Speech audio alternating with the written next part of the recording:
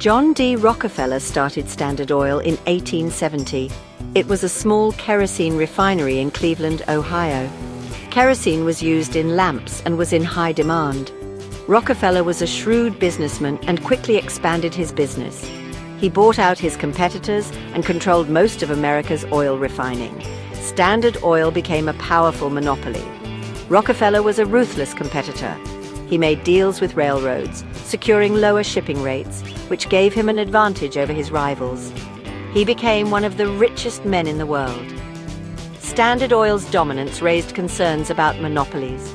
The government took action, arguing it was too powerful and stifled competition. In 1911, the Supreme Court ruled against Standard Oil, finding it violated antitrust laws. The company was broken up into 34 smaller companies. The breakup of Standard Oil reshaped the oil industry. Two of the companies became giants, Exxon and Mobil. Exxon was originally called Standard Oil of New Jersey, and Mobil was known as Standard Oil of New York. These companies grew independently and expanded their operations globally. They became major players in the oil and gas industry. Exxon focused on refining and marketing, becoming a leader in gasoline production. Mobil specialized in lubricants and chemicals. Both companies invested heavily in exploration, seeking new oil reserves around the world. They faced competition from other emerging oil companies. The industry was changing rapidly. Despite the breakup, the legacy of Standard Oil lived on. Exxon and Mobil inherited its culture of efficiency and focus on profits. They became symbols of American corporate power and played a pivotal role in shaping the global energy landscape. In 1999, Exxon and Mobil announced a merger. It was an $81 billion deal, creating Exxon-Mobil, the world's largest publicly traded oil company. The merger was driven by several factors. Oil prices were low, and the companies faced increasing competition. They saw the merger as a way to cut costs and increase profits. The merger was controversial. Some critics argued it would lead to higher gas prices, while others worried about the company's environmental record. The merger was approved by regulators, creating a behemoth in the energy industry.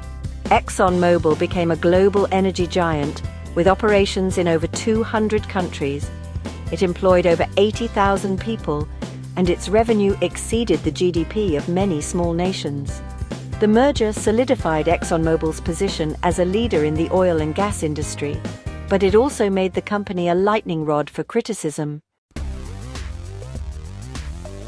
Section 4. The Exxon Valdez disaster. In 1989, the Exxon Valdez oil tanker ran aground in Alaska's Prince William Sound. It spilled millions of gallons of crude oil. It was one of the worst environmental disasters in U.S. history.